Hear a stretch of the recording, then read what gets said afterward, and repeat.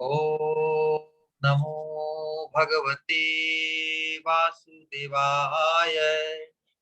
ओम नमो भगवते वासुदेवाय। नारायणं नमस्कृत्य नरं चैव नरोत्तमं देवीं सरस्वतीं व्यासं ततो जयमुदीरये। नष्टप्रायेषु अभद्रेषु नित्यं भागवत सेवया भगवती उत्तम श्लोके भक्तिर्भवती नैष्ठिकी।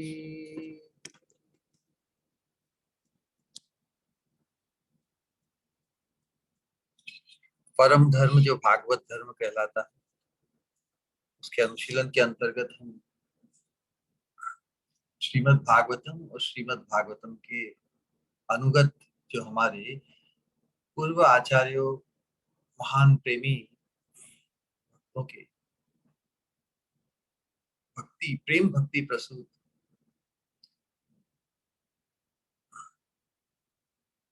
प्रेम भक्ति अनुभूत उद्गार और उपदेश रूप जो संग्रह है, उनके अंतर्गत श्री नरोत्तम दास ठाकुर जी की प्रेम भक्ति चंद्रिका, उसके अनुशीलन के बाद उसके परिशिष्ट रूप जो प्रार्थनाओं का संग्रह है, जो प्रेम भक्ति के स्तर पर उनके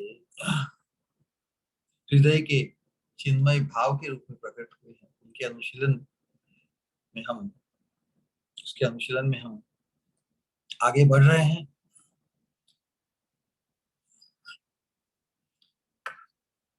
कल जिस प्रार्थना का हमने अनुशीलन किया, उसके अंतर्गत राधा रानी के भाव में, राधा रानी की विरह की अवस्था में, माथुर विरह विरोचित दर्शन लालसा,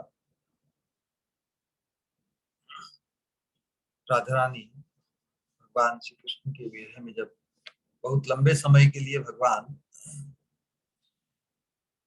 वृंदावन छोड़कर चले गए, तो राधा रानी की जो अवस्था हुई, भगवान के दर्शन पाने के लिए, उनका संग पाने के लिए, अई दीन दयाद्र नाथ हे मथुरा नाथ कदावलोक्यसे, कदावलोक्यसे, कब आपके पुनः दर्शन होंगे। दर्शन तो अवश्य के लिए, कब होंगे ये निश्चित नहीं।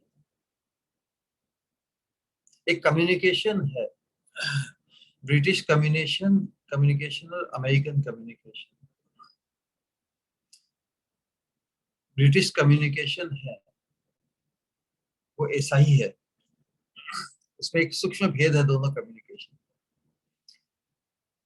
आई will come ASAP, I will come as soon as possible. अब एज सुन एज पॉसिबल कहने वाले की परिभाषा अलग हो सकती है, सुनने वाले की अलग हो सकती है, तो कम्युनिकेशन गैप आ जाएगा ना।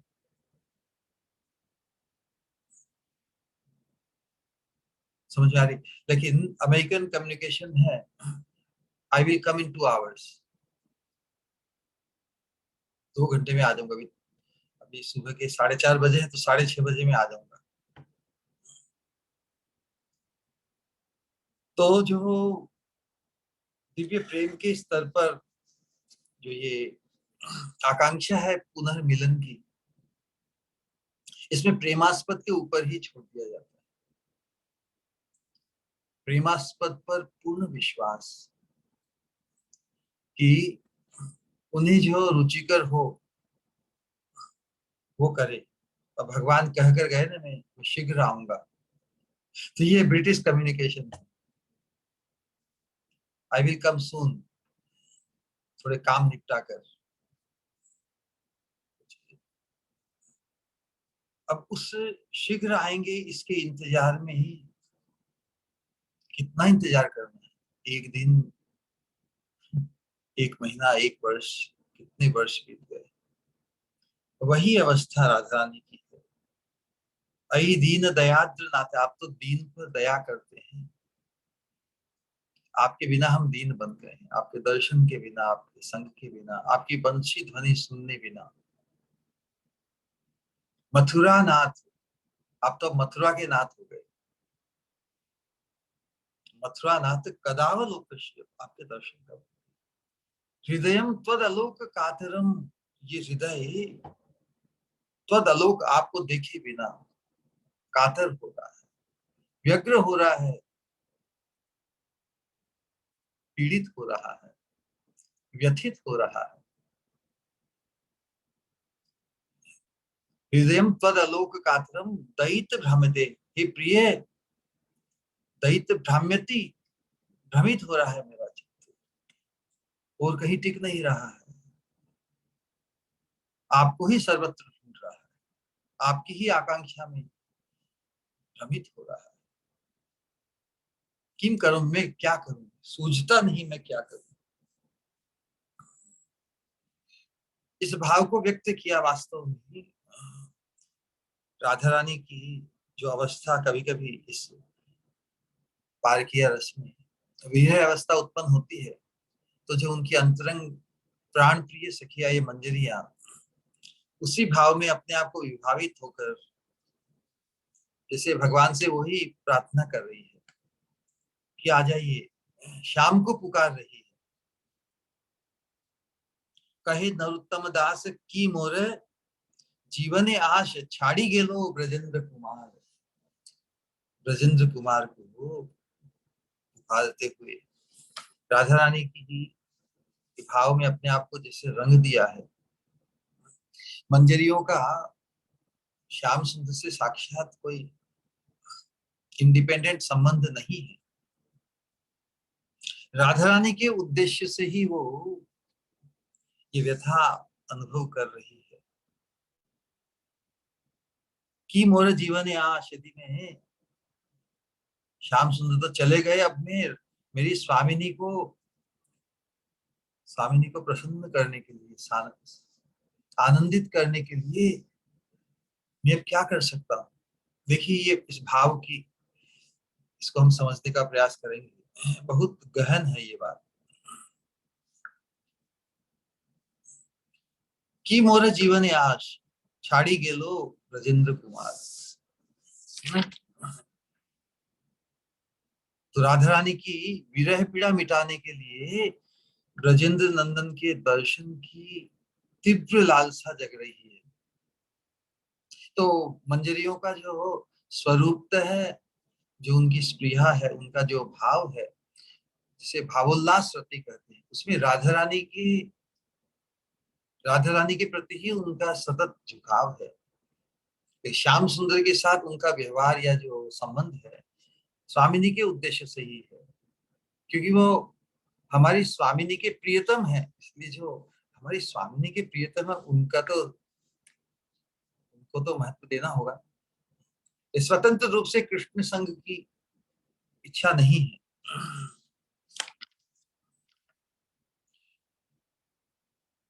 इसी बात को हमने प्रेम भक्ति चंद्रिका के अंतर्गत एक बार विस्तार से निरूपण किया था कि किस प्रकार जो मंजरियां हैं वो श्याम सुंदर की भी उन्हें जैसे जरूरत है। उत्तम दास ठाकुर जी ने कहा था कि भाई कृष्ण नाम गाने भाई राधिका चरण पाई, सिद्धांत दिया था। तो हमारा जो कृष्ण भजन है उसका उद्देश्य क्या है? राधा रानी के चरणों के आश्रय को पाना है। इसीलिए हम कृष्ण नाम लेते हैं। जिस प्रकार वृंदावन में प्राय सुनते हैं ना, लोग आते हैं बाहर से, कहते हैं राधे राधे श्याम से मिला दे। वो भाव हमारी साधना का अंग नहीं है। हम तो कहते हैं श्याम श्याम श्याम राधा रानी से मिला दे। इस सूत्र को ग्रहण करना, अपनाना है। श्याम श्याम श्याम राधा रानी से मिला दे। तो कृष्ण नाम गाने भाई राधिका चरण पाई, राधा नाम गाने कृष्णचंद्र। राधा नाम का अनुशीलन करते हैं वो किसे लक्ष्य करते हैं? कृष्ण को पाने के लिए, राधे राधे श्याम से मिला दे। तो ये यहाँ पर मंजरी भाव में प्रतिष्ठित होकर नरोत्तम दास ठाकुर जी जो कृष्ण नाम के गायन से श्री राधिका चरण मिलेंगे, तो फिर भी अपने भाव के अनुरूप ही मिलेंगे। जो जिसका भाव, यादृशी यादृशी श्रद्धा, जैसा जिसका भाव उसके अनुरूप कृष्ण मिलेंगे। तो ये जानना होगा कि यह राधिका चरण शब्द, राधिका चरण पाने का तात्पर्य क्या है? राधा रानी के आश्रय को पाना, राधा रानी को प्रिय बनना है, राधा रानी की पसंद बनना है। इसलिए जो ब्रज के जो अन्य भाव के भक्त हैं, दास्य भाव के, सख्य भाव के, वात्सल्य भाव के, वे भी राधिका के प्रति भक्ति प्रायण होते हैं। सख्य रस के भक्तों में भी सुबल, सुबल, मधुमंगल, ये सभी भी क्योंकि श्याम सुंदर को परम प्रिय है राधा रानी, ये सबको विदित है। तो इसलिए राधा रानी के प्रति उनका भी भक्ति और सेवा भाव बना ही रहता है। इसलिए जो हम सभी कृष्ण भजन करके श्री राधा रानी के प्रति हमारी अनुरक्ति, क्योंकि हमारी स्वामिनी को कृष्ण नाम अति भाता है, राधा रानी की परम कृपा को आकृष्ट करने के लिए हम कृष्ण नाम भजन करते हैं। लेकिन जो कृष्ण नाम भजन करके राधा रानी के प्रति उनका विशेष आदर भाव नहीं होता, तो वास्तव में उनका कृष्ण भजन भी असफल है। कि राधा रानी की कृपा, राधा रानी को प्रसन्न किए बिना तो कोई कृष्ण को भी प्राप्त नहीं कर सकते। तो कृष्ण नाम गाने भाई, राधिका चरण पाई। तो हमारी स्वामिनी श्रीमती राधिका रानी के आनंद वर्धन के लिए ही हमारा श्री कृष्ण नाम भजन है।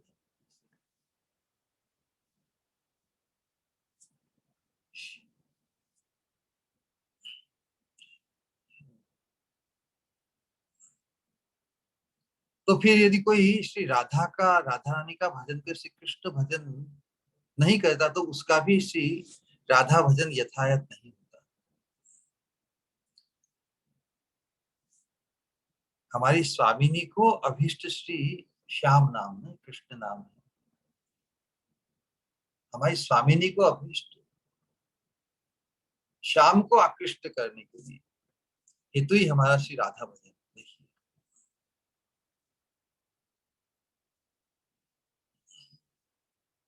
तो किस लिए, किस उद्देश्य से हम जो भजन की बात यहाँ पर कही है, तो कृष्ण को पुकार रहे हैं ना, तो कोई प्रश्न ये कर सकता है,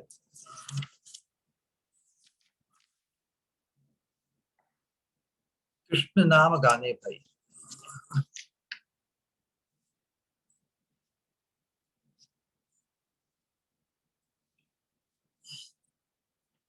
ये राधा कृष्ण की मिलन और विरह की लीला के अंतर्गत बहुत बार ऐसी परिस्थिति बनती है कि राधा रानी के उद्देश्य से कृष्ण को साक्षात भाव से मंजरियां बुलाती है, लेकिन उनका लक्ष्य क्या है? राधा रानी के उद्देश्य से।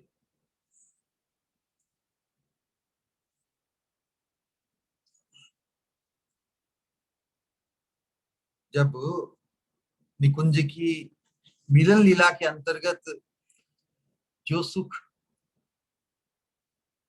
हमारी स्वामिनी अनुभव करती है, उसका भी साक्षात दर्शन ये मंजरिया करती है। तो जब विरह की अवस्था में उनके उसी सुख का निरूपण करके श्याम सुंदर को साक्षात जैसे प्रकट कर देती है ये मंजरिया। क्योंकि जब राधा रानी की विरह की अवस्था बहुत बढ़ जाती है, तब किसी तरह ये मंजरिया बड़े ही तीव्र भाव से जैसे अपने लिए ही पुकार रही है श्याम सुंदर को, इस प्रकार भी उन्हें करना पड़ता है। इसीलिए कहा कि कृष्ण नाम गाने भाई राधिका चरण पाई, राधा नाम गाने कृष्ण चंद्र। लेकिन कभी कभी साक्षात भाव से उनको जो पुकारा जाता है वो भी राधा रानी के उद्देश्य से ही है।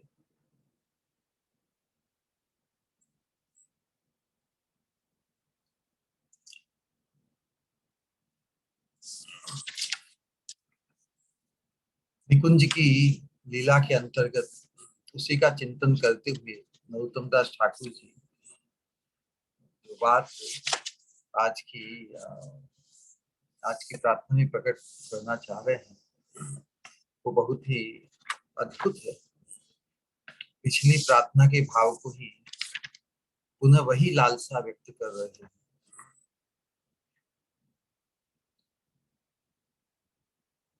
विरह व्याकुल, विरह व्याकुला राधा रानी को किस प्रकार कृष्ण मिलन संपादित हो, ऐसा चिंतन साधक को अंतर लीला में अति शीघ्र प्रवेश कराएगा। ये साइकोलॉजिकल है।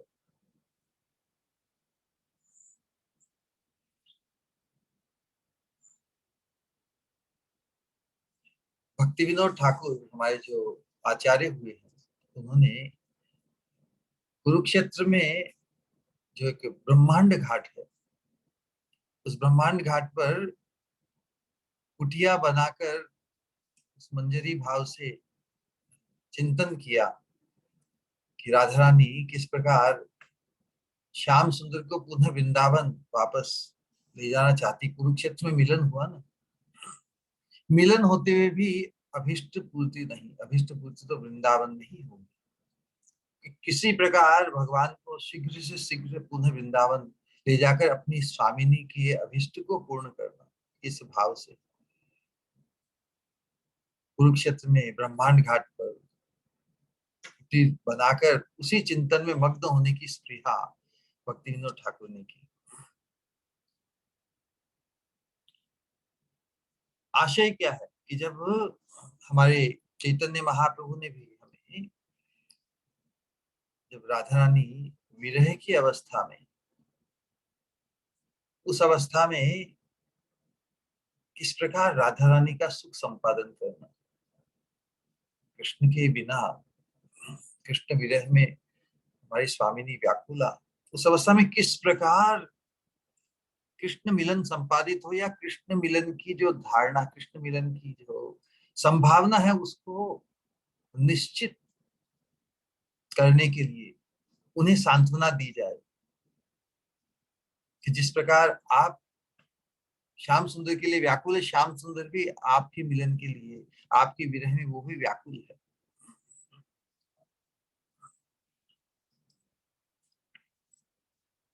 इस बात को प्रस्तुत, इस बात को समझाने के लिए जैसे एक उदाहरण दिया जाता है। जैसे राजा है, राजा को सभी कुछ उपलब्ध है, राजा भी व्यक्ति है, उसको भी कुछ अभी पीड़ा या रोग हो सकता है ना।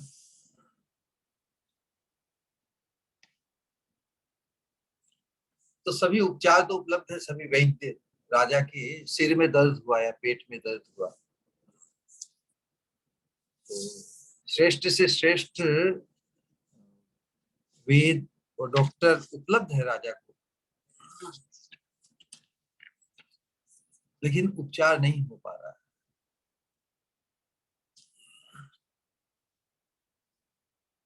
कोई कारण से होता ना, बहुत बार बेस्ट से बेस्ट डॉक्टर के पास जाते हैं, फिर भी डायग्नोज प्रॉपर नहीं होने से प्रॉपर दवाई नहीं दी जा सकती, और इसके कारण क्या होता है, उपचार नहीं होता। पूरी जगह एकदम हाहाकार मच जाता है कि राजा को पीड़ा है, राजा को पीड़ा है कोई। तो उस अवस्था में जब ऊहापोह ऐसी होती है तो एक बिल्कुल फकीर जैसा आदमी, बिल्कुल फक्कड़ आदमी, बिल्कुल अकिंचन व्यक्ति राजा के महल के बाहर से गुजर रहा है और वो देखता है कि सब भागदौड़ हो रही, क्या बात, क्या बात है, क्या बात है। तो लोग कहते हैं भाई ये राजा की सिर में दर्द है, कोई उपचार नहीं हो पा रहा है, तो क्या किया जाए। तो क्या मैं उसके उस रोग को मिटा सकता हूँ, राजा के सिर दर्द को मिटा सकता हूँ। अब देखिए, आप राजा के सिर दर्द को मिटा सकते हैं तो चलिए, तुरंत चलिए। वहां पर महल में ले जाने के लिए उसकी छानबीन भी ज्यादा नहीं होती। राजा की पीड़ा को मिटा सकने वाला कोई है उपलब्ध? तुम कौन हो, कैसे हो? तुरंत उसको ले जाया जाता है और वो अपने उस साधारण उपाय देकर राजा के रोग को, सिर दर्द को या पेट के दर्द को मिटा देता है। तो इमीडिएट उसका प्रवेश राजा के महल तक, ठीक तक चला गया। अन्यथा जब राजा आनंद भोग में और मग्न है, उस समय मोस्ट क्वालिफाइड व्यक्ति को भी जाने में परेशानी हो सकती है, उसको रोक दिया जा सकता है। तो जब राजा दुविधा में हो, उस समय बहुत ही शीघ्र उसका प्रवेश हो जाता है ठेठ तक।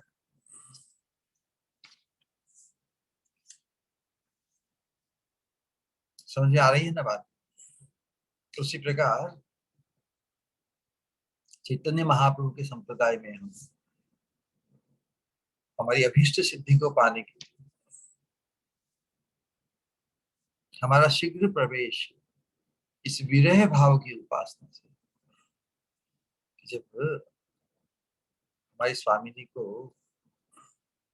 किसी तरह सांत्वना, किसी प्रकार हम ऐसी चिंता करें, तो हमारी ये चिंता में योग माया की कृपा से ऐसा उपाय सूझेगा जिससे राधा रानी की प्रसन्नता संपादित हो। किसी प्रकार कोई अटकल हमारे चित्त में, हमारे चिंतन में आ जाए, जो जिससे काम बन जाए, कहने का मतलब।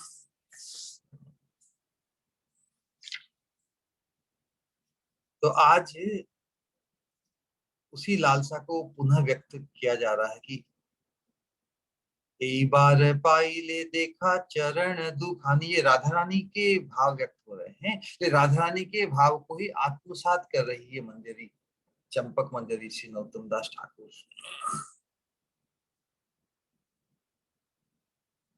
एक बार पाई ले देखा चरण दुखानी, हिया रे माझारे राखी जुड़ावो पराणी। राधा ने कह रही कि एक बार, इस बार में यदि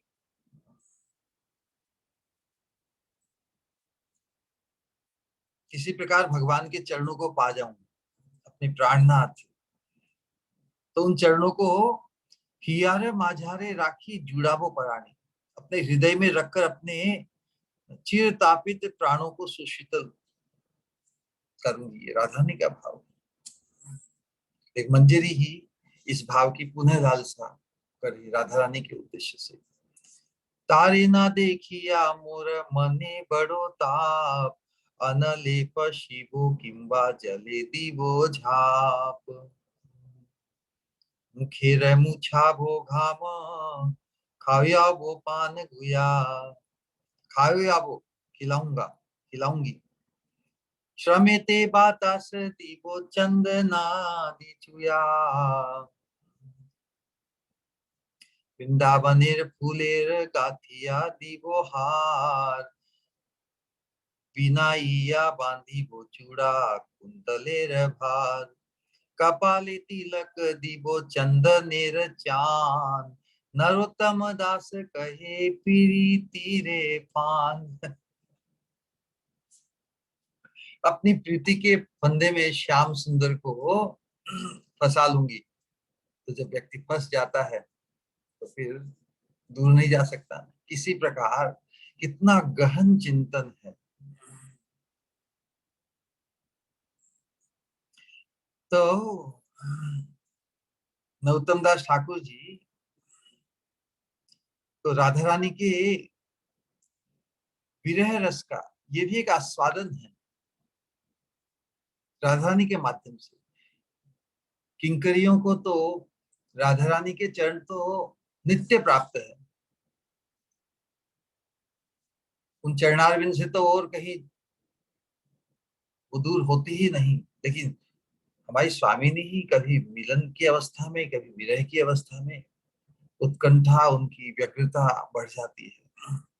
तो उन्हीं के भाव को आत्मसात करके ही उनकी सेवा संपादित होती है। तो राधा रानी का उसी प्रकार विरह रस का चिंतन करने में मग्न हुई, लेकिन जब स्फूर्ति स्फूर्ति में विराम आया तो जैसे हाहाकार मच जाता है। किसी न किसी रूप से राधा रानी के चरणों का सानिध्य होने चाहिए। भले विरह की अवस्था में जो चिंतन, जो भाव व्यक्त किया, अब तो जब स्फूर्ति में विराम आया, राधा रानी के संग से वंचित हो गई। उसी अवस्था में राधा रानी की जो पीड़ामय विरह अवस्था है, उनके संग से जैसे दूर हो गई। तो राधा रानी अब जो विलाप कर रही है, वापस वापस उसी चिंतन में पुनः विरह विरह भाव में मग्न राधा रानी का चिंतन उस स्फूर्ति में पुनः प्रवेश हुआ है। और उन्हीं के विरह विलाप का ही वर्णन कर रही है कि एक बार पाइले देखा चरण दुखानी। दोनों चरणों को एक बार में वापस पा जाऊं तो उनको हृदय में बंद कर दूं, अपने प्राणों को शीतल कर दूं। तो राधा रानी को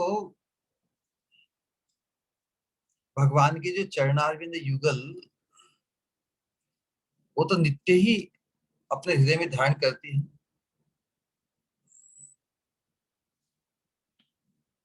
साक्षात भाव से भी मिलन की अवस्था में और विरह की अवस्था में भी गोपियों के हृदय में, राधा रानी के हृदय में तो भगवान के चरणारविंद ही है ना?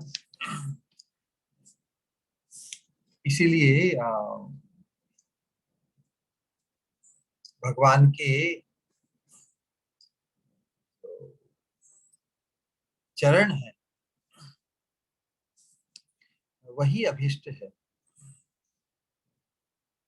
इतने प्रिय है। किस प्रकार भगवान के चरणारविंद की जो हमारी उपासना है या जो वंदना है, ध्यान है, उसी प्रकार की किस प्रकार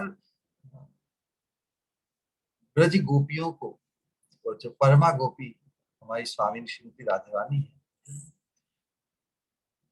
उनके हृदय में, हृदय था वक्षस्थल, अपने वक्षस्थल पर धारण करना चाहती है।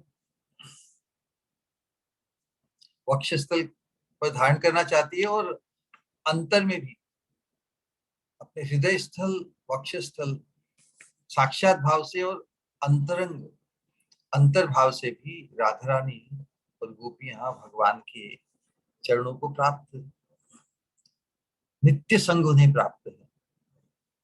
ऐसा हमारे आचार्यों ने विशेष रूप से, एक ग्रंथ है कवि कर्णपुर ने आनंद वृंदावन चंपू भगवान की ब्रज लीलाओं का निरूपण उसमें अद्भुत ढंग से किया है। तो वहां पर उन्होंने भगवान के चरणारविंद की उपासना उसी भाव से की है कि जिन चरणों में ब्रज सुंदरियों का कुमकुम आदि विद्यमान है। मतलब किस प्रकार भगवान के चरणारविंद, भगवान के जो चरण कमल है, गोपियों के वक्षस्थल से उनका नित्य सख्य है। तो उसी के कारण गोपियों के वक्षस्थल पर जो कुमकुम का लेप है वो भगवान के चरणारविंद पर वो लक्षित, वो चिंतन कर रहे हैं। क्योंकि ब्रज सुंदरियां भगवान के चरणों का ही आलिंगन करती हैं। अपने हृदय की पीड़ा, अपने हृदय की जो उत्कट लालसा है, कामना है, वासना है, भगवान को अपने हृदय में धारण करने के लिए साक्षात भाव से भगवान के चरणों को धारण करती है। भगवान के चरणों को अपने वक्षस्थल पर धारण करने के उद्देश्य से ही वह है अपने वक्षस्थल पर जो अनेक प्रकार के अंग, राग, चंदन, केसर, कुमकुम इत्यादि जो भगवान के चरणों को धारण करके उसको सजाना है ना, तो भगवान के चरणों का स्पर्श पाकर उनको अति सुगंधित, श्रृंगारित और अंग राग से उसको सुंदर बनाना है। तो अनेक प्रकार की रंग धारण करते, सुगंध धारण करते हैं, उसी के माध्यम से कवि कर्णपुर भगवान के चरणों की वंदना कर रहे हैं। ये गोपियों की वक्षस्थल के साथ जिनका नित्य सखी है, कितना अद्भुत भाव है। तो श्याम सुंदर के जो चरण है राधा रानी के भी वक्षस्थल के नितांत प्रणयी, तो उसी भाव को व्यक्त किया जा रहा है। एक बार पाइले देखा चरण दुखानी, हियारे माझारे राखी जुड़ा वो परानी। मेरे अपने प्राणों को मैं तृप्त कर लूंगी। जो प्राण भगवान के चरणारविंद की प्राप्ति अर्थात भगवान को नहीं प्राप्त कर, भगवान तो दूर चले गए हैं, भगवान के चरणों की प्राप्ति अर्थात साक्षात उनकी प्राप्ति। तो विलाप कर रही है राधा रानी कि तारे ना देखिया मोर मने बड़ो ताप, अनले पशीबो किंबा जले दीबो झाप। राधा रानी की पीड़ा, उत्कंठा बढ़ रही है। तो उनकी वैसी व्यथा को देखकर मंजरी भी उनके सानिध्य में वैसा ही जो रही की, उनका भी ताप बढ़ जाता है। राधा रानी के ताप को बढ़ा देखकर मंजरियों का भी ताप बढ़ जाता है। अनले पशीबो, अग्नि में प्रवेश कर जाऊं, किंबा जले दीवो, या जल में डूब के मर जाऊं।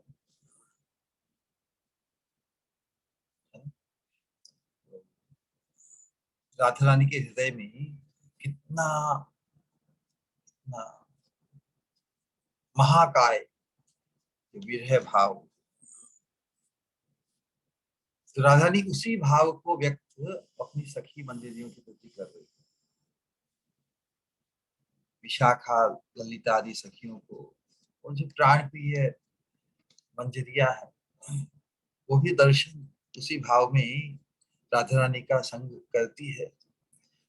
राधा रानी का जो अंतर्भाव है, विरह भाव, उसी की स्फूर्ति रूप में मिलन भाव में राधा रानी का जो रोमांच, जो सुख का अनुभव है, उसी भाव को भी धारण करती है मंजरिया, और विरह भाव में राधा रानी के भाव को ही धारण करती है। राधा रानी संबोधन करती है ललिता विशाखादि सखियों को कि सखी मैं क्या करूं। लेकिन उनकी जो भाव दशा है उसकी वैसी ही स्फूर्ति मंजरियों को होती है। तो यहाँ पर इन प्रार्थना के अंतर्गत उसी लालसा को व्यक्त राधा रानी के भाव में ही विभावित होकर चंपक मंजरी कर रही है। इस चीज को हमें समझना होगा।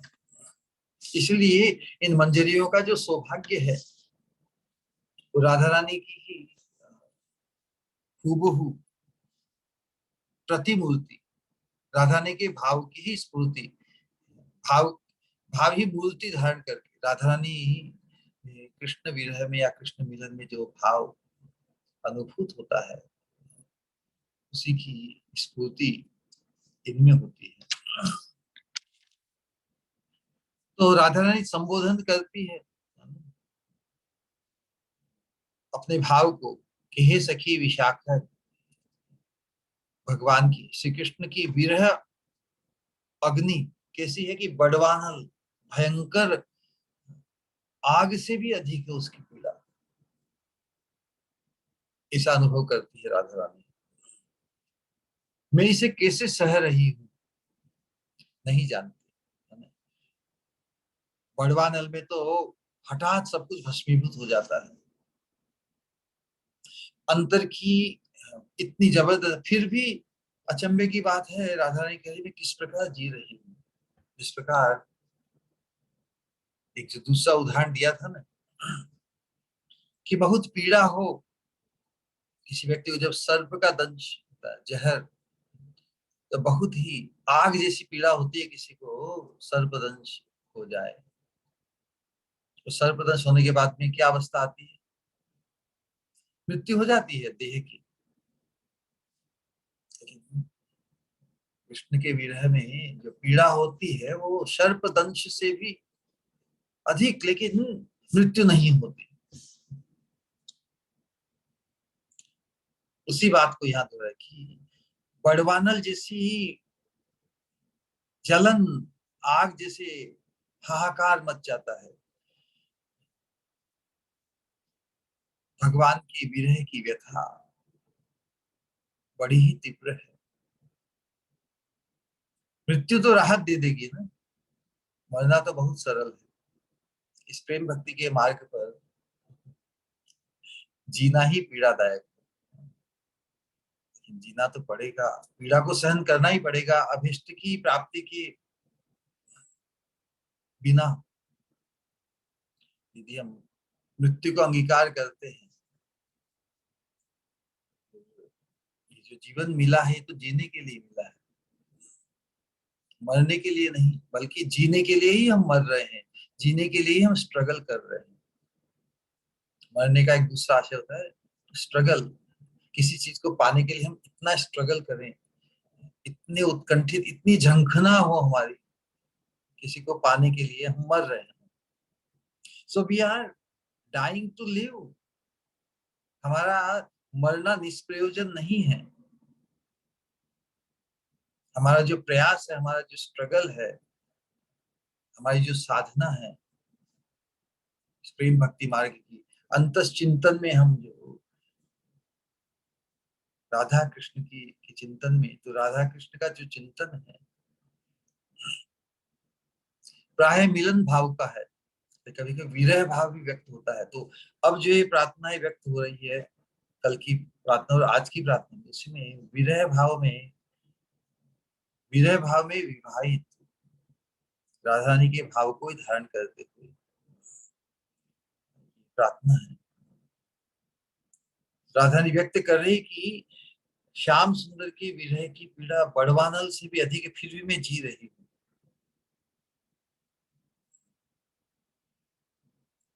कितनी पीड़ा है कि इस विरह के ताप की पीड़ा, उसकी धूम छटा, उनका थोड़ा सा भी यदि मेरे हृदय से नहीं, ये पीड़ा कहाँ पर हो रही है? हृदय में, इतनी तीव्र। यदि हृदय से निकले, किसी ने राधा रानी उस अपने हृदय में उस पीड़ा को धारण की है, यदि वो बड़वानल आग से भी तीव्र पीड़ा यदि मेरे हृदय से निकले तो ब्रह्मांड भस्म हो जाए, ऐसा भाव व्यक्त कर रही राधा।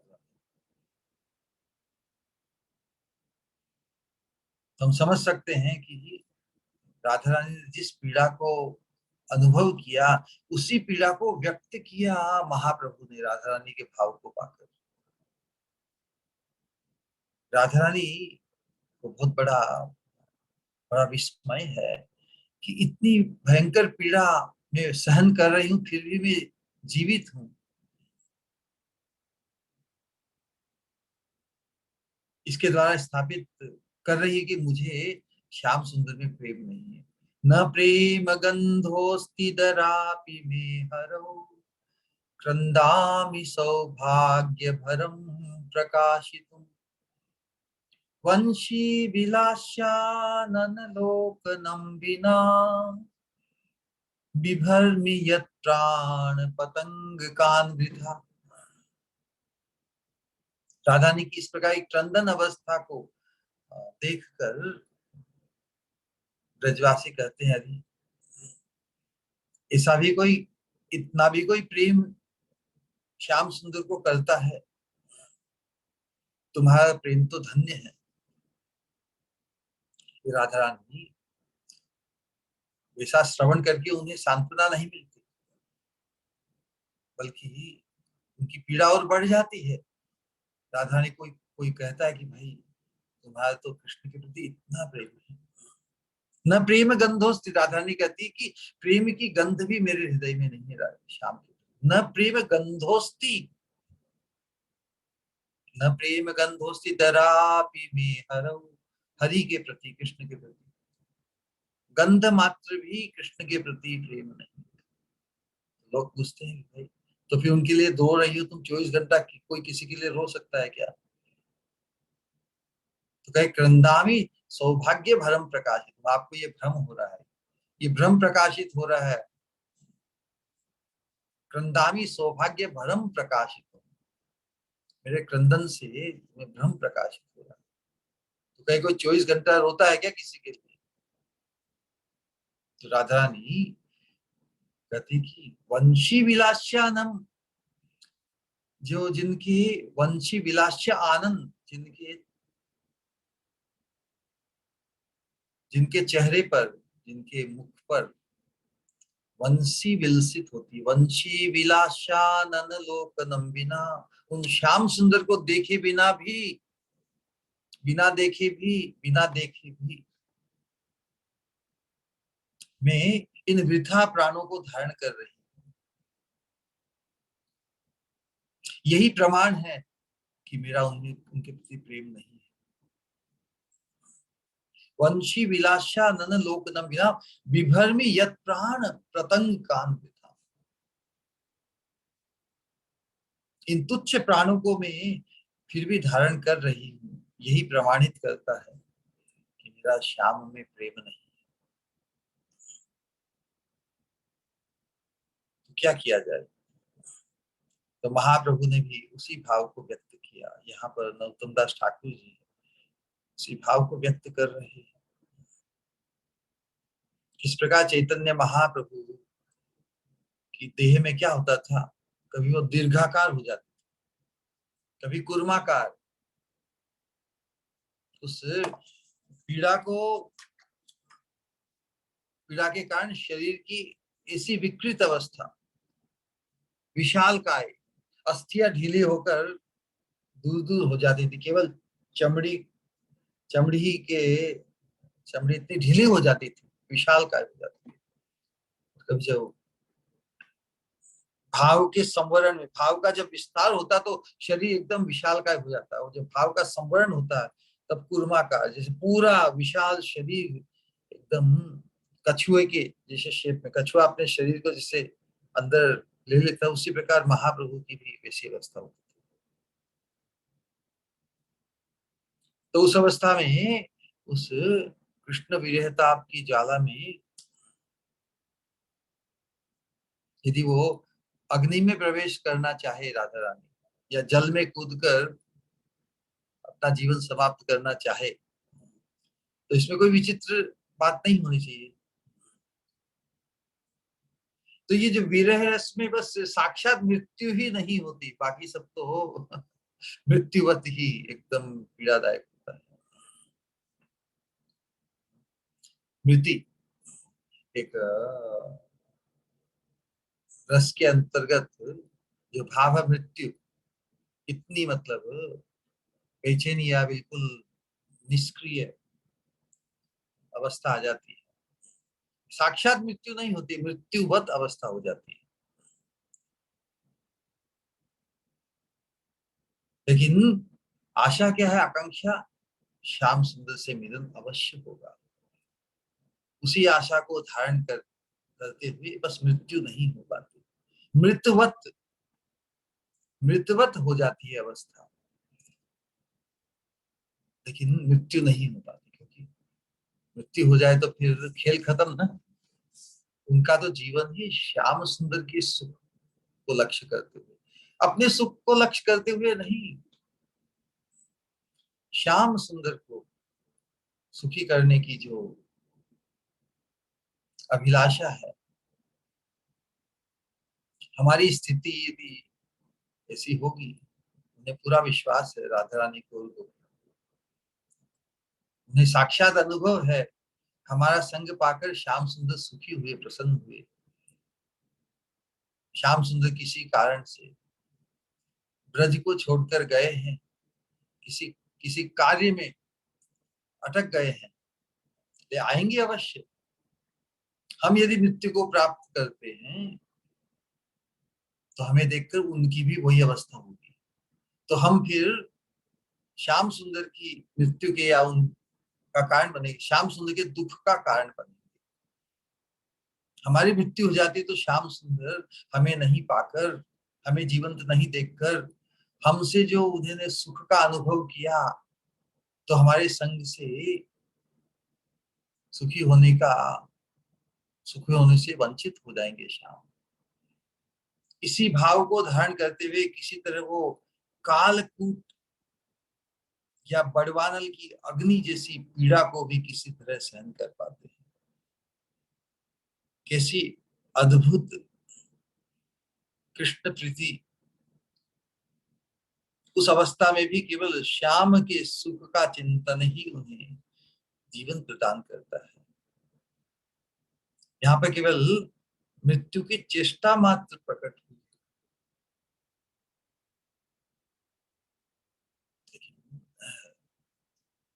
श्याम सुंदर को पाने की, श्याम सुंदर के दर्शन की आकांक्षा कभी नष्ट नहीं। श्याम सुंदर अवश्य मिलेंगे। श्री कृष्ण का साक्षात्कार होने पर क्या क्या करेगी स्वामी ने बताया।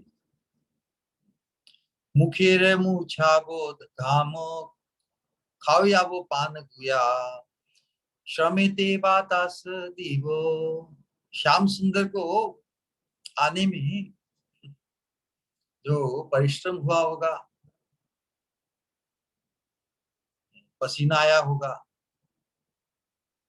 तो उन्हें सुख पहुंचाने के लिए क्या, श्रमिते बातास दीवो, उनके श्रम में उनकी थकावट दूर करने के लिए बातास मतलब हवा देना, बीजनी बीजन, उनको हवा करके उनकी उसकी थकावट में राहत देंगे। श्रमेती बाता सदी, वो चंदन आदि छुआ, उनके अंग में चंदन आदि का स्पर्श करा के सुगंध से उनको सुख प्रदान करेंगे। मुखेरे मुछाभो घाम, मुखेरे मुछाभो घाम खाए वो पान दिया। उन्हें जो पसीना है, जैसे पिछली प्रार्थनाओं में व्यक्त हुआ, उनके पसीनों को अपने केश से पूछ देगी, है ना? और उनके मुखारविंद में सुंदर पान अर्पण करेगी, हवा देकर उन्हें सुखी करेगी।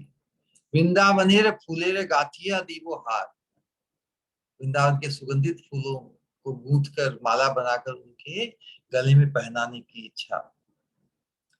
बिनाइया बांधी को चूड़ा कुंतलेर भार, कपाले तिलक दीवा चंदनेर चांद, नरोत्तम दास कहे पीर तेरे फान। मैं श्याम सुंदर को राधा रानी के भाव को व्यक्त करी, राधा रानी के भाव की स्फूर्ति इन मंजरियों को हो रही है। ये हमारा सौभाग्य, राधा रानी की इतनी अंतरंग, श्याम सुंदर को अपने प्रेम के फंदे में फंसाकर उन्हें बस और कहीं जाने नहीं।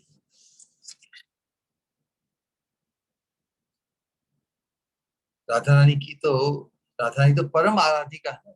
अनया राधिको नूनम, भगवान हरिश्वर है, यन्नो विहाय गोविंद, गोविंद प्रीतोयाम अनयद्र है, राधा रानी तो परमा गोपी है। तो अपने हाथों से प्राण प्रियतम की कैसी सेवा करेगी यही बात व्यक्त कर रहे हैं। तो जब श्याम सुंदर आएंगे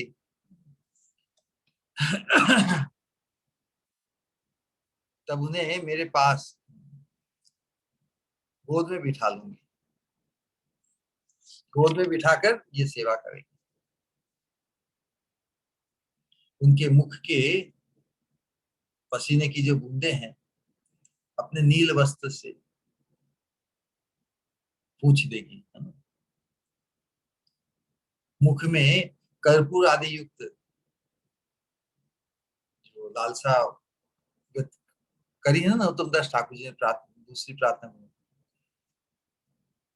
गाथिया मालतीर माला दिबो दोहार गले, अधरे तुलिया दिबो कर्पूर तांबूले। वही बात विरह की अवस्था में जाती है। इस बार आ जाए श्याम सुंदर तो उन्हें इतना अपने अपने प्रेम सेवा से उन्हें बांध लेती,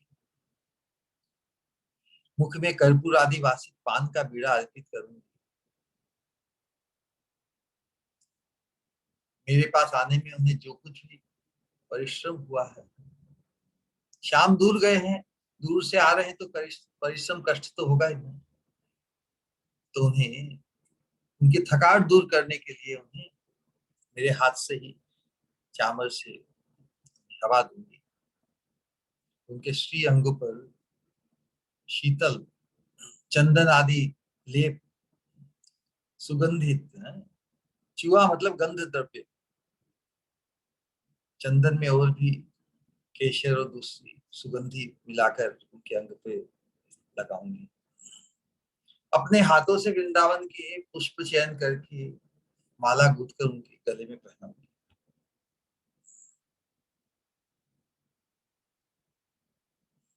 तो राधा रानी इस भाव से भगवान के ललाट पर जो तिलक चंदन का तिलक लगाऊंगी, ऐसा भाव है। चंदन का टीका, भगवान तो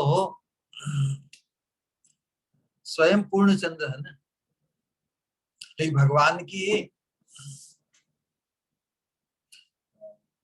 भगवान का जो स्वरूप है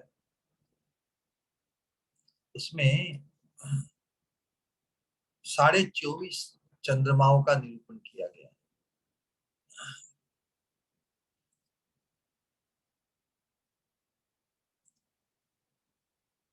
तो चंदन का टीका लगाकर, ये चंदन का टीका जो राधा रानी लगाकर अपने प्रेम पास में बांधने की स्पृहा कर रही है।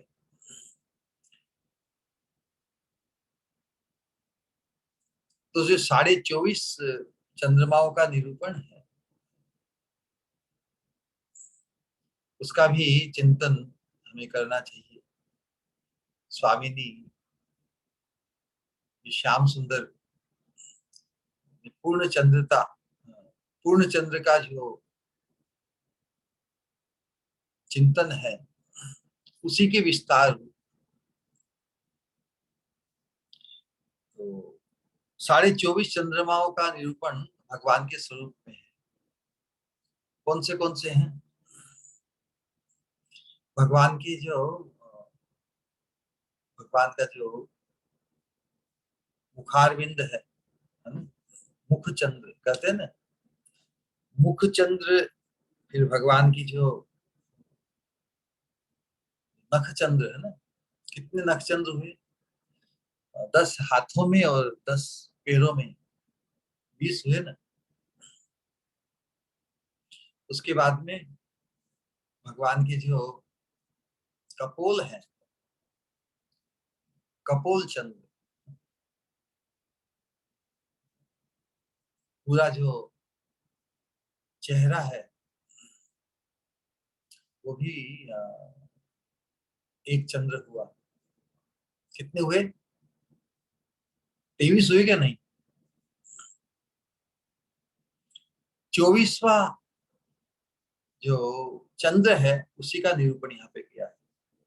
भगवान के ललाट पर जो चंदन का टीका है गोल, वो 24वां चंद्र भगवान के स्वरूप। अरे 24 गिना दिए, आधा तो रह गया। तो अर्धचंद्र क्या है भगवान के स्वरूप में? ये चिंतन के लिए हमने थोड़ा सहज स्मृति में आया, इसलिए ले लिया।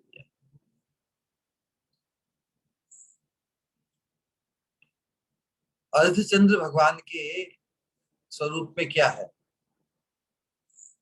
कल्पना कर सकता है कोई?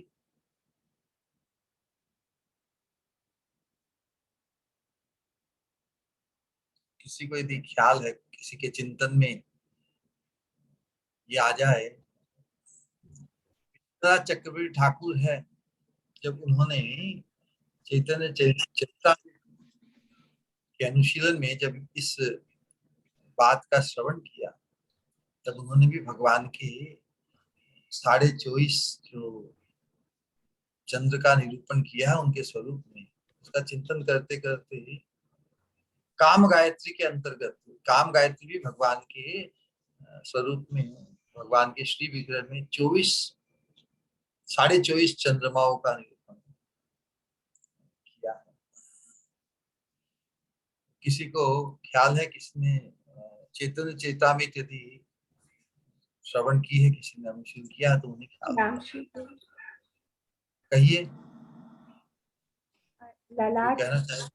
है ललाट, ये हाँ, ऐसे ललाट। अपना। भगवान का जो ललाट है वो अर्धचंद्र के रूप में निरूपित हुआ। कपाले चंदन फोटार छटा लागिलो हियार माझे, ना जानी की व्याधि मर में बाधल, ना कही लोकेर लाजे। एमन कठिन नारीर पराण बाहिर नाहिक है, ना जानी की जानी है परिमाणे, परिणामे दास गोविंद कहे। है ना? भाले से चंदन चांद, नागरी मोहन फांद, चंदनेर चांद माझे मृग मद धांधा, तार माझे पराण पुतली रैलो बांधा। तो राधा रानी की जो विरह पीड़ा नष्ट करने के लिए, इसीलिए उसी के उद्देश्य से उनका चिंतन है। किस प्रकार राधा रानी की जो विरह पीड़ा है वो स्वयं ले ले, और किसी प्रकार श्याम सुंदर के पुनर्मिलन के लिए जो उत्कंठित अवस्था में अवस्थित है राधा रानी, किसी प्रकार उन्हें राहत मिल जाए। कि राधा रानी की उस विरह भाव में मग्न, इस प्रकार की व्यथित पीड़ा को, उस अवस्था को सहन नहीं कर पाती पंडित, इसलिए उसी भाव को आत्मसात कर लेती है। तो यहाँ पर ये प्रार्थना है नौतम दास ठाकुर जी की, लेकिन राधा रानी के भाव में ही विभावित होकर।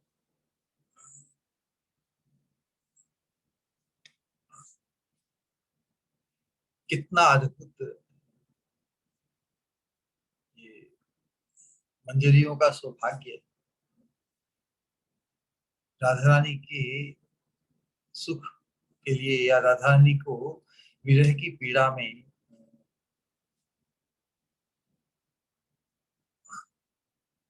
विरह की पीड़ा में किस प्रकार उनकी पीड़ा का शमन करने में काम में आ जाए। तो राधा रानी के भाव से ही अपने भाव को व्यक्त कर रही है।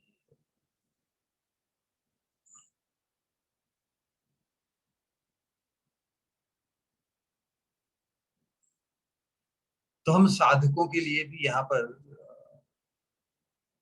जो अंतस चिंतन की जो बात बताई गई है, हमें भी राधा रानी के उद्देश्य, स्वामिनी के उद्देश्य से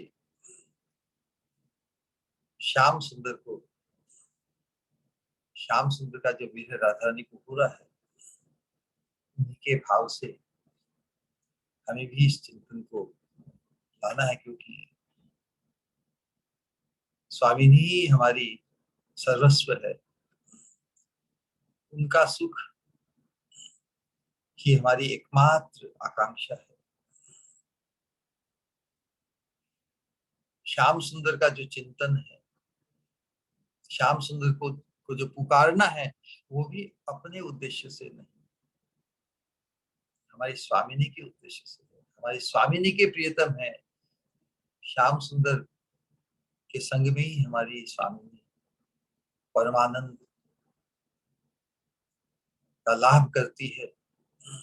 और श्याम सुंदर को प्रसन्न, श्याम सुंदर को परम आनंदित करना, यही उनका एकमात्र उद्देश्य है।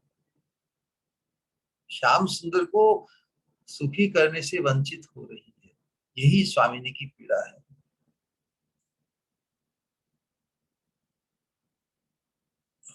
श्याम सुंदर कहीं है, दूर है, मैं श्याम सुंदर को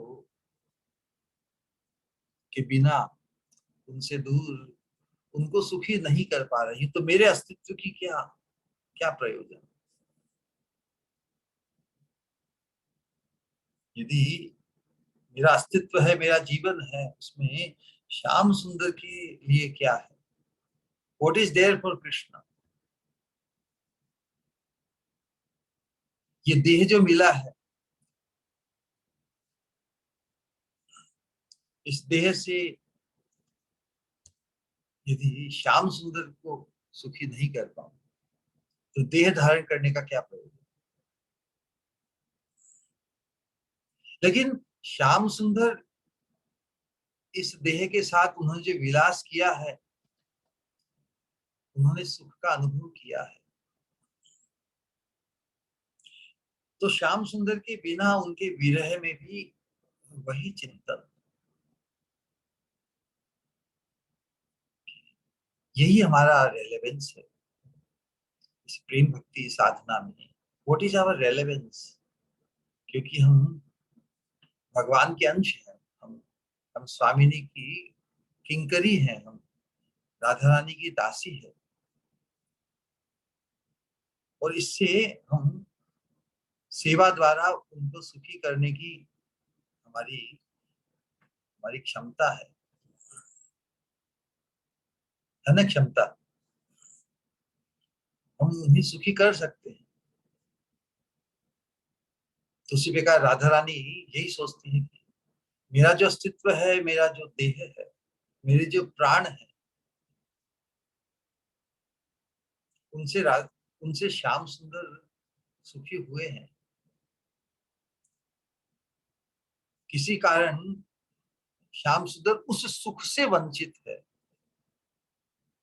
तो किस प्रकार उनके सुख को संपादित करने के लिए पुनः श्याम सुंदर से मिलन हो, यही राधा रानी को अभिष्ट है। राधा रानी अपने श्याम सुंदर को पाकर मैं सुखी हूं, श्याम सुंदर को पाकर उन्हें सुखी करो, तत्सुख सुखी। श्याम सुंदर को सुखी, सुख संपादित करने में ही उनका सुख निहित है।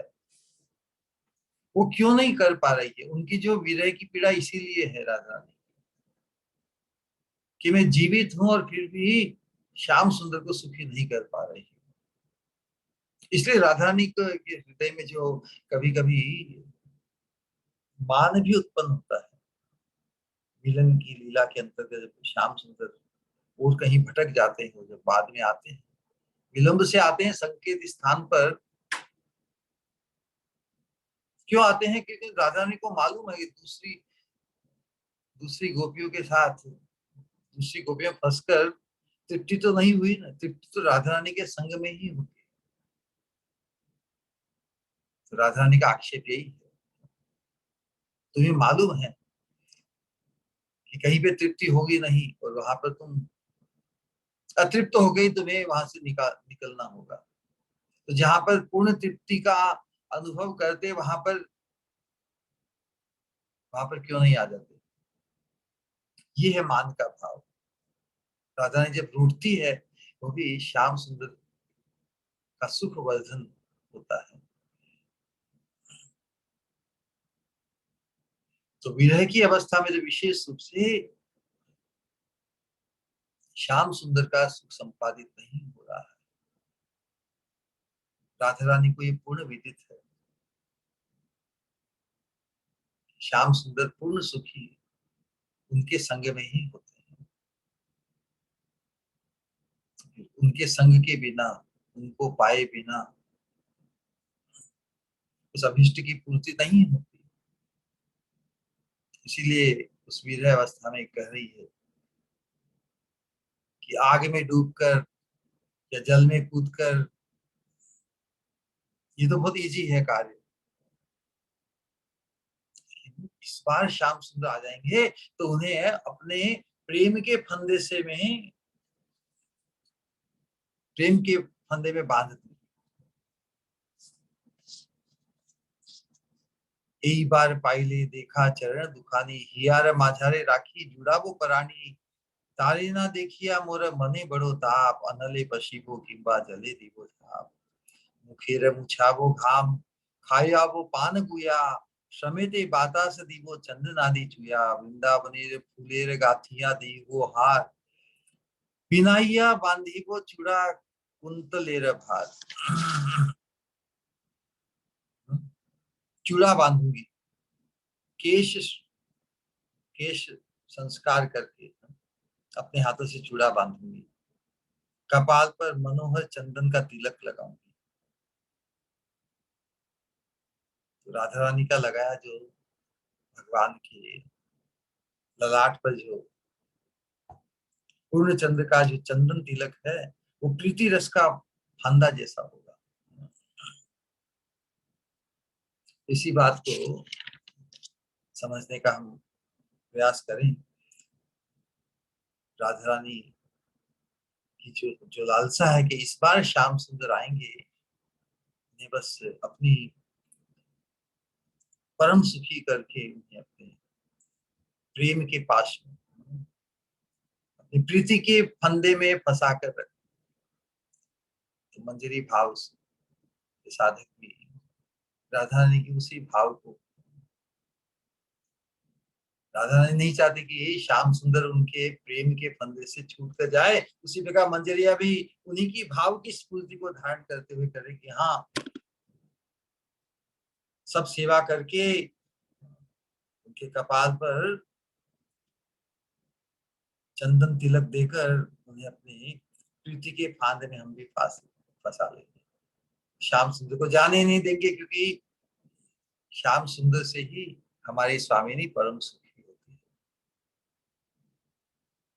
इसी बात का चिंतन बढ़ाया जाता है। पिछली प्रार्थनाओं के अंतर्गत हम एक पिछली प्रेम भरी चंद्रिका के अंतर्गत हम एक वो पद ढूंढ रहे थे। उसमें किस प्रकार मंजरी, जब राधा रानी इस प्रकार श्याम सुंदर के विरह में किसी न किसी कारण श्याम अटक जाते, किसी में फंस जाते हैं या कोई ऐसी, तब वो कुंज से बाहर जाकर भी बड़ी ही इस प्रकार क्रंदन करके श्याम सुंदर को पुकारती है। इस प्रकार साक्षात अपने लिए ही, इस प्रकार कृष्ण विरह में गोपियां पुकारती है, राधा नहीं पुकारती है ना। तो आपात दृष्टि से ऐसा ही लगता है कि ये मंजरिया तो केवल राधा रानी के लिए ही, राधा रानी के प्रति ही उनका विशेष भाव, लेकिन कृष्ण के नाम को इस प्रकार जो तीव्र भाव से पुकारती है, यही करके हे श्याम तुम आ जाओ, तुम्हारी स्वामी तुम्हारे बिना बहुत पीड़ित है। श्याम का आह्वान साक्षात करने के लिए श्याम सुंदर को पुकारती है। राधा रानी तो अपनी अपने कुंज में अपने स्थान पर अवस्थित है, लेकिन श्याम के विरह में जो पीड़ित है, किसी प्रकार श्याम सुंदर को ढूंढ कर ले आए। अपने प्राणों से ऐसी चित्कार पुकार करती है, श्याम सुंदर को आकृष्ट कर देती है, उनका हाथ पकड़कर कुंज में ले आती है, अपनी स्वामिनी के अभिष्ट की पूर्ति करती है। मंजरी भाव की उपासना में हमारी स्वामिनी जिस जिस भाव में मग्न होती है, जिस जिस भाव का अनुभव करती है, ये मंजरिया भी उन्हीं के भाव की स्फूर्ति बनकर यहाँ प्रार्थना में प्रकट करती है। जैसे जैसे हमारी इन प्रार्थनाओं का अनुशीलन आगे बढ़ता जाता है, हम उतना ही अंतरंग राधा रानी का जो भाव है, उस भाव की ही स्फूर्ति हमारे चित्त में भी होती है। तो इन प्रार्थनाओं का जो अनुशीलन है, हमारी चित्त वृत्ति को एकांतिक राधा रानी के भाव में विवाहित कर दी जाएगी।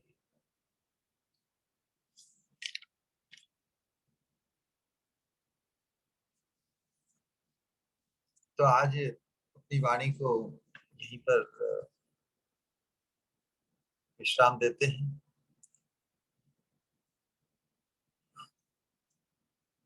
बहुत है, लेकिन इसी भाव को हम हृदय में चिंतन करें, कितनी अंतरंग और कितनी अनुरक्त है मंजरियां अपने भाव से राधा रानी को सुख पहुंचाने की, राधा रानी की जो विरह पीड़ा में उन्हें राहत देने के लिए कितनी कृत संकल्प है। नरोत्तम दास कहे पीड़ित फांद। तो उसी प्रकार हम भी श्याम सुंदर आएंगे, हमारी स्वामिनी को सुखी करेंगे, फिर उन्हें वापस कहीं जाने नहीं देंगे। इसी भाव को ठीक है, आप सबने ध्यानपूर्वक श्रवण किया। किसी का कोई प्रश्न या जिज्ञासा हो तो वास्तव में ये तो श्री गुरुदेव की कृपा से ही जो कुछ भी हम साधारण बोल पाते हैं,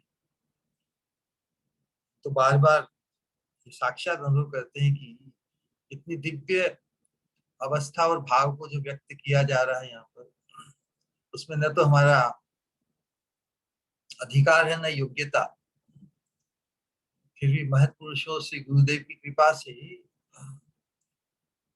उसका श्रवण या जो निरूपित यहाँ पे हुआ है,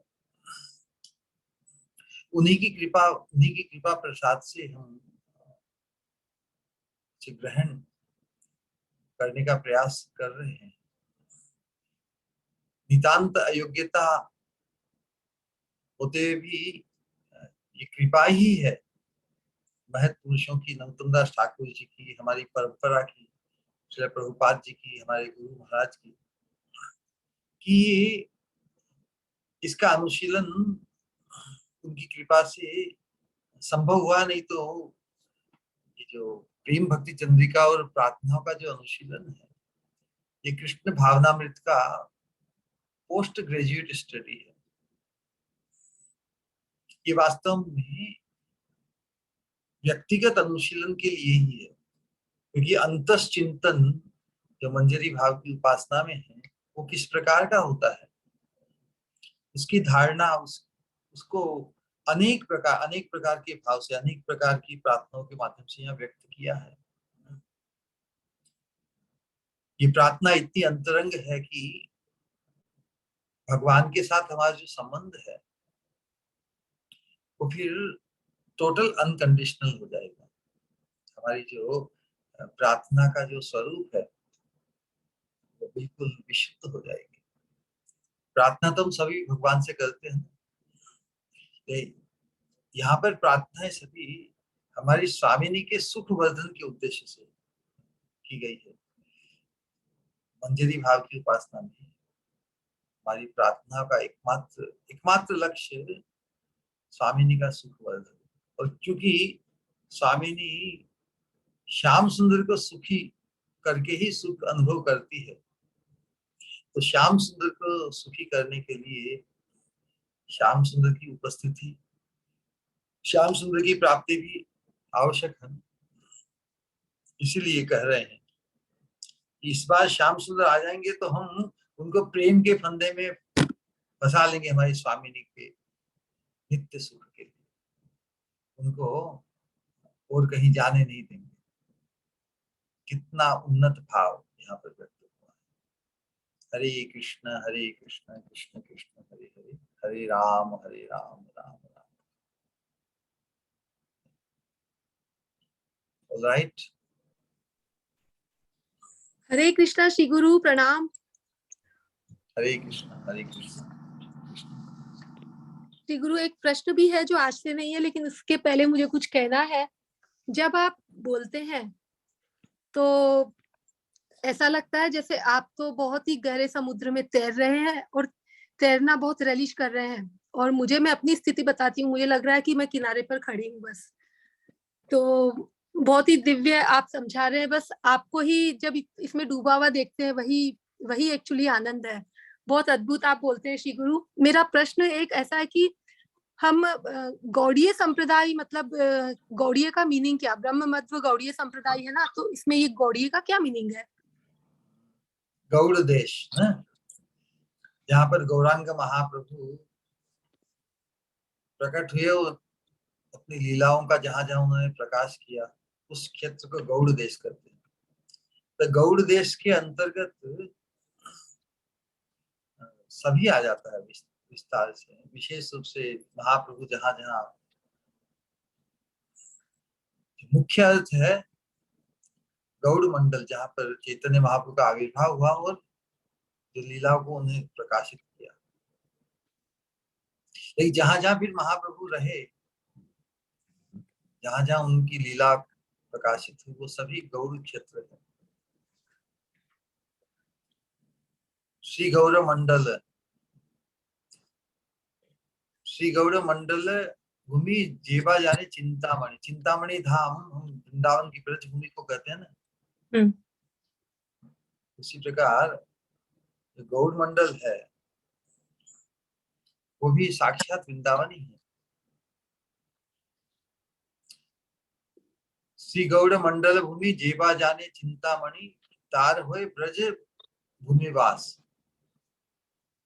सहज जो चैतन्य महाप्रभु वो कहा ना कि गौर ब्रज बने या गौर ब्रज जने, भेद ना देखी वो, हई वो ब्रज वासी। तो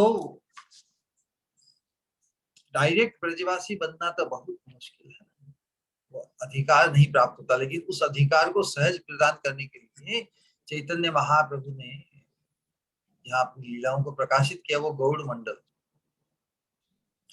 तो गौड़ मंडल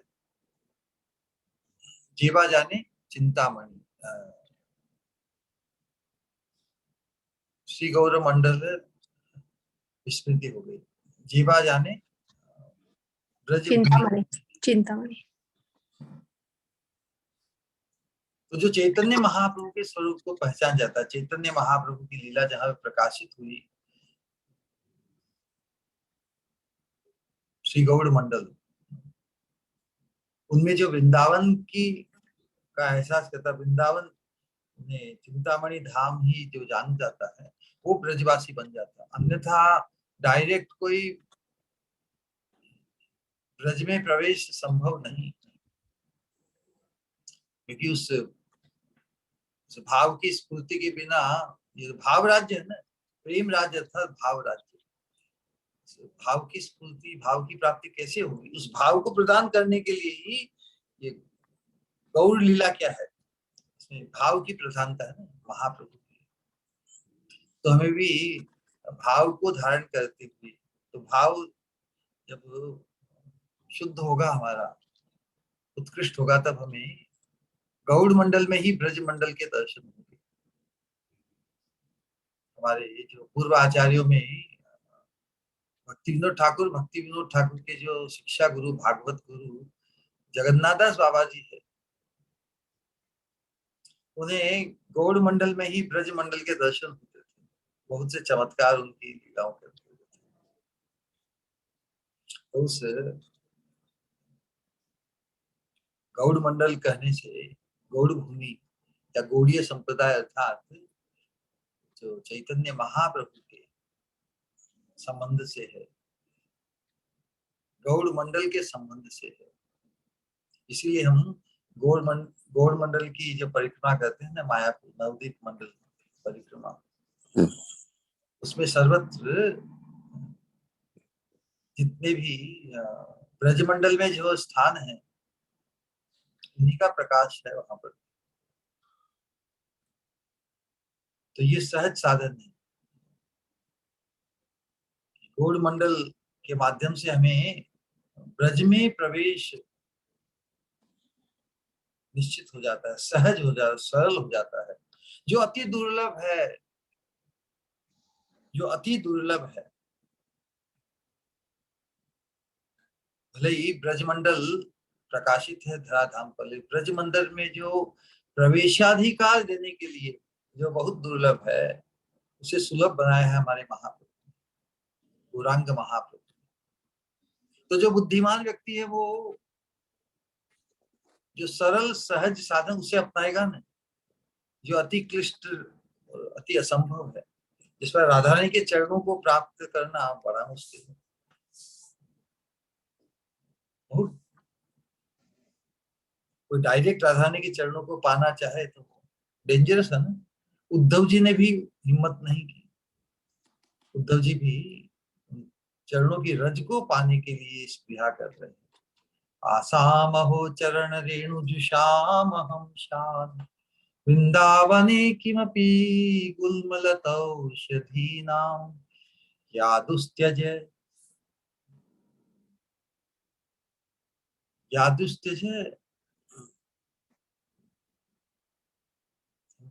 स्वजन स्वजन यादुस्त्यज स्वजन आर्य पथम च हित्वा भेजुर मुकुंद पदवीम श्रुतिभिर विज्ञान। कितने दुर्लभ है। उद्धव जी कहते हैं कि इन गोपियों का जो सौभाग्य है उन्हें वो प्राप्त है जो श्रुतियों के लिए भी अभी अप्राप्त है। अवश्य ही जब भगवान की गोपियों के सौभाग्य को प्रकाशित करने वाली ब्रज लीला प्रकाशित हुई तो श्रुतियों ने भी उसी भगवान के संग को प्राप्त करने की स्पृहा व्यक्त की। तो कुछ कुछ श्रुतियों को गोपी देह की प्राप्ति होकर भगवान का संग सानिध्य मिला। श्रुतियों को भी कितना दुर्लभ है भगवान के चरणारविंद को पाना। उस अति दुर्लभ वस्तु को प्रदान करने के लिए श्रुतियों को भी किसी किसी को प्राप्ति हुई। बहुत दुर्लभ है ना। उस अति दुर्लभ वस्तु को सुलभ बनाने के लिए जब भगवान राधा रानी की भाव की ओढ़नी ओढ़कर जब उन्होंने अपने ही कृष्ण रस का, कृष्ण माधुर्य का आस्वादन किया, जिसका आस्वादन राधा रानी ही अपने शुद्ध भाव से करती है। स्वयं भगवान ने जब आस्वादन किया तो उसे फिर सीमित नहीं रखा अपने तक, पूरे विश्व को वो आस्वादन कराना चाहा। उसी इच्छा को लेकर, उसी अभिष्ट को लेकर महाप्रभु आए हैं। तो उसी अभिष्ट की पूर्ति के लिए ये जो सहज साधन महाप्रभु के चरणाश्रित होकर हम उनकी परंपरा में अनुगत्य धर्म को पालन करके गौड़ मंडल में ही ब्रज मंडल के दर्शन प्राप्त करके हम सहज ही ब्रजवासी होने का अधिकार। होइबो ब्रजवासी धामेर स्वरूप स्फुरिबे नयने आमी हरिबो राधा दासी। यही कंक्लूजन है इन प्रार्थनाओं का जो भक्ति विनोद ठाकुर ने किया है। गौड़ ब्रज बनी भेद ना देखी वो, हई वो ब्रजवासी। धामेर स्वरूप स्फुरिबे नयने, आमी हई वो राधार दासी। तो राधा रानी के दासत्व को, मैं राधा रानी की किंकरी बनूंगी, बनने के लिए उसी अभिमान को, अपने उस चिन्मय अंतस चिंतित मंजरी रूप और मंजरी भाव में अपने आप को प्रतिष्ठित करने के लिए ही ये प्रेम भक्ति चंद्रिका और प्रार्थनाओं का अनुशीलन। ऑलराइट। हाँ श्री गुरु, प्रणाम, बहुत ही अद्भुत। श्री गुरु, एक प्रश्न और है। जैसे मैंने कहा कि आप तो हर बार ऐसे लगता है कि बस समुद्र में छलांगे लगा रहे हैं, और मुझे, मैं अपने लिए, जैसे मैंने कहा कि रियली मुझे अब तक लग रहा है कि मैं बाहर खड़ी हूँ, और ये सच्चाई है। जैसे कोई स्पर्श ही नहीं हुआ आनंद आस्वादन का, उस रस का। तो श्री गुरु, ये आस्वादन कैसे शुरू होगा?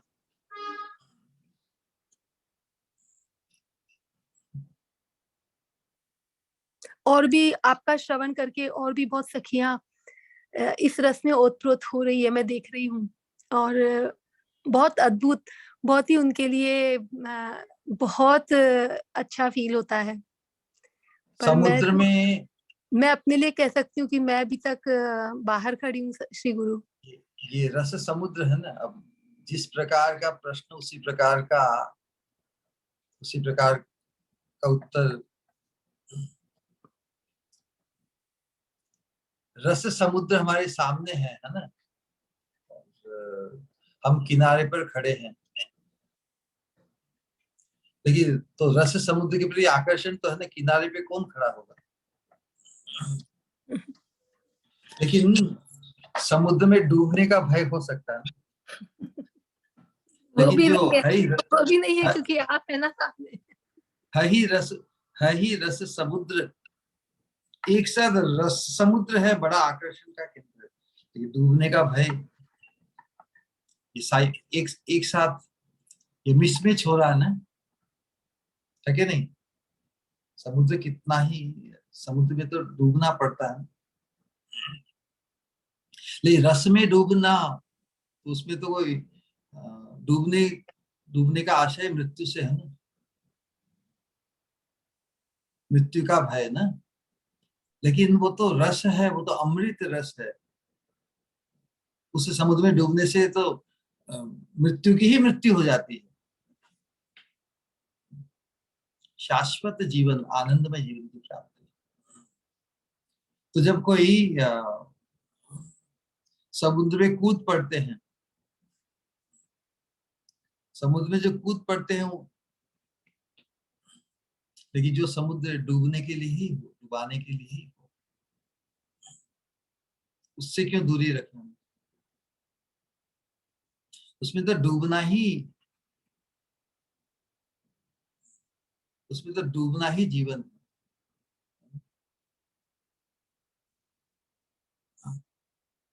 उससे जो जो तैर के बाहर बाहर आ जाते हैं, वो तो वंचित हो जाते हैं, जो डूब जाते हैं। निताई गुणमणि आमा, निताई गुणमणि आनिया प्रेमेर बन्या। बहुत बढ़िया भजन है। प्रेमेर बन्या लई, बंगाली हमें तो आते नहीं, लेकिन प्रेमेर बन्या लेकर आए हैं ना। प्रेमेर बन्या लई नु निताई, आइलो गोड़ देशे।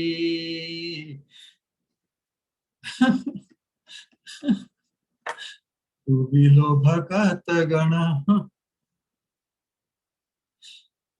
दीनहीन भासे। आशय है कि नित्यानंद प्रभु इस गौर प्रेम की वन्या लेकर सर्वत्र गौर मंडल में आए, बंगाल में आए। प्रेमेर वन्या लइलो निताय, आइलो गौड़ देशे। डूबिलो भगत गण, सब भक्तगण तो डूब गए उसमें।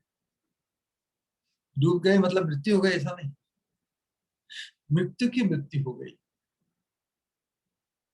ये संसार का जो जीवन है तो मृत्यु ही इसका डेस्टिनेशन है, इस नश्वर देह का।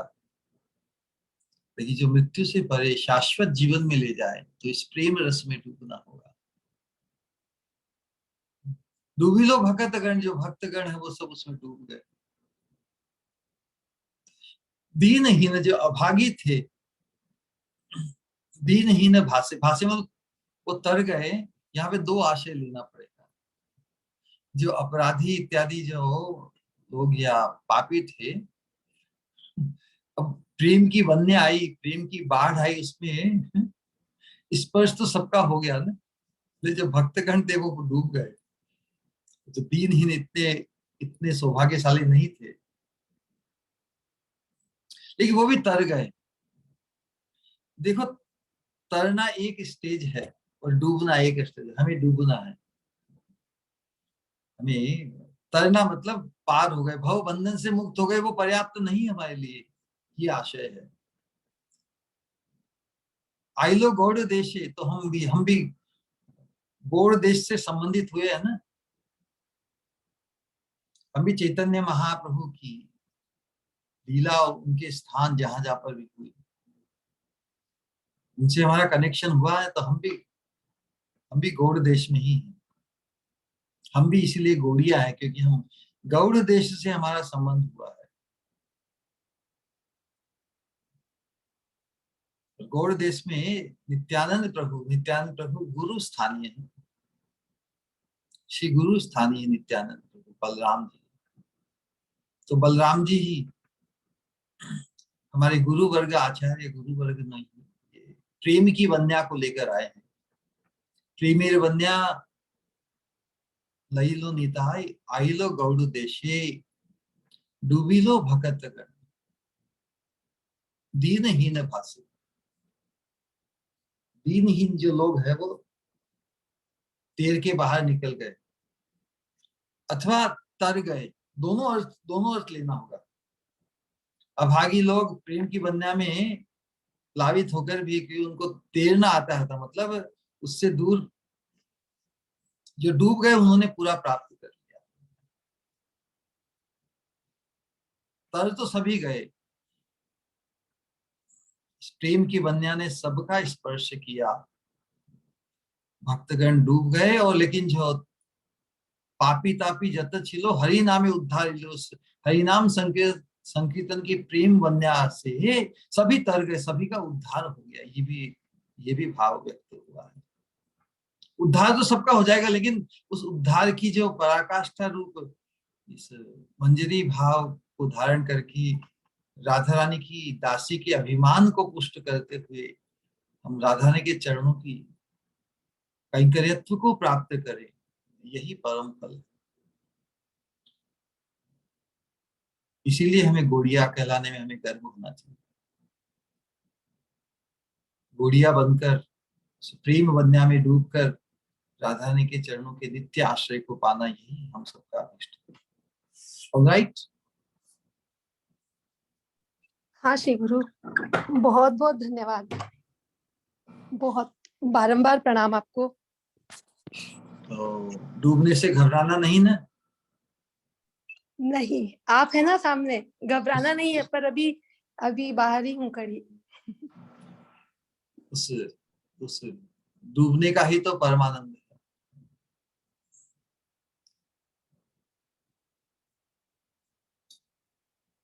हरे कृष्ण।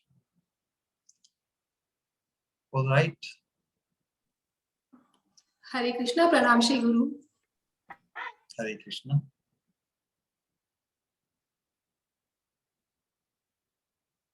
ठीक है फिर, आशीष है क्या? प्रणाम श्री गुरु। हरे कृष्णा। हरे कृष्णा। सवाल तो नहीं है कुछ, बस कुछ कहना था, कहूँ? कहो। और ये सखी, ऐसी अमृत लहर लेके आते हैं मेरे श्री गुरु, ऐसे अमृत लहकर लेके आते हैं मेरे श्री गुरु। मानो मानो विप्लव ले आए हर एक हृदय में। हाँ, मानो विप्लव ले आए हर एक हृदय में। आयु के हृदय में भी लुटाते हैं वो अपने अपने एहसास। मानो इस तरह से वो अपने एहसास बिखरते हैं कि चारों तरफ खुशबू उनके एहसास की खुशबू मानो बिखरती है चारों ओर। ऐसा महसूस होता है जो महाप्रभु, जो महावदन वरदान देने आए थे, वही मानो मेरे श्री गुरु लुटा रहे हैं। जिस तरीके से आज भी वो जो एहसास, जो विरह का एहसास उन्होंने कहा, जो वो कहना, उसे महसूस करना की योग्यता तो नहीं है मेरी। बस फिर भी जो आपने कहा वो इतना स्पर्श किया हृदय को कि मंजरिया की स्वामिनी की विरह की अवस्था में उनको सुकून पहुंचाने के लिए मंजरिया किस तरह से कृष्ण को कातर भाव से पुकारती है, ताकि हमारी स्वामिनी को वो सुकून पहुंचा सके। कितना ये भाव कि जो मिलन का एहसास और विरह का एहसास दोनों ही स्वामिनी जैसे अपनी मंजरियों को वो भाव प्रदान करती है। मानो कितना दुर्लभ कि सोच के भी लगता है, सोच ही नहीं सकते। और आप हमें वो कहते हो कि वही किंकरियों का अभिमान हमें अपने अंदर स्थापित करना है। क्या क्या कहूँ श्री गुरु, आप क्या देना चाहते हो हम सबको? किस तरीके से अपने एहसास, जो मन और स्वामिनी के विरह का जो अवस्था कि मानो सर्पदंशन से भी ज्यादा वो अवस्था में भी पर जीना पड़ता है, क्योंकि शाम को दुखी नहीं देख सकती। मानो ये एहसास जिस तरह से तो एहसास होता है कि सही मायनों में प्रेम क्या होता है और कितना कितना अलग होता है ये यहाँ संसार का प्रेम और और उस हमारी स्वामिनी का जो प्रेम का ही दूसरा नाम है। परंतु ये सब चीजों का एहसास, इन दिव्य बातों का रहस्य तो जीवन भर रहस्य ही रह जाता। जो अपना आदेश गुरु रहस्य ही रह जाता। आगे तो नहीं, बस इतना कहना है कि मानो कृपा की बारिश करते हैं जो हर पल। वो है मेरी श्री गुरु। अपने अपने एहसास अपने दोनों हाथों से परम धन लुटाते हैं जो, वो है मेरी श्री गुरु। अब अबोल शिक्षा हूँ आपकी, आता नहीं कुछ भी। एक बूंद क्या करे, क्या कहे सागर के बारे में। हो जाए जो कोई खता तो माफी चाहती है ये शिक्षा आपकी। सच पूछो तो कुछ भी नहीं पता, बस इतना पता है कि कि मानो आप हो मेरे श्री गुरु, जिनका किया मैंने युगों से इंतजार। और मैं हूँ आपकी आयु के शिष्या, जिसको किया आपने स्वीकार। आपका कोटि कोटि कोटि धन्यवाद, प्रणाम श्री गुरु। हरे कृष्ण।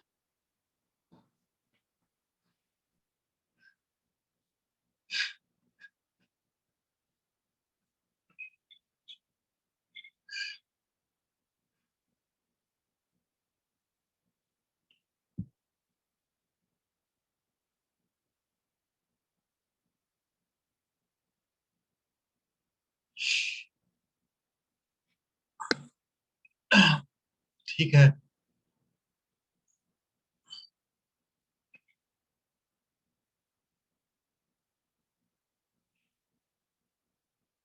हरे कृष्णा। और किसी को कुछ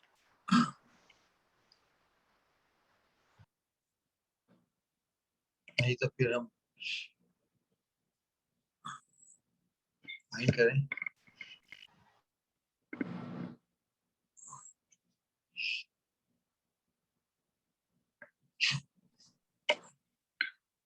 आशीष तो नहीं है।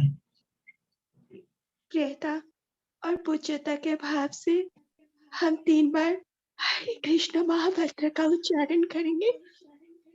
हमारे श्री गुरु के कृष्णा हरे कृष्णा कृष्णा कृष्णा हरे हरे हरे राम राम राम हरे हरे हरे कृष्णा कृष्णा कृष्णा कृष्णा हरे हरे हरे राम राम हरे कृष्णा कृष्णा कृष्णा हरे हरे राम राम हरे हरे। परम पूज्य भक्त स्वरूप गोविंद महाराज जी की जय। जय जय जय जय।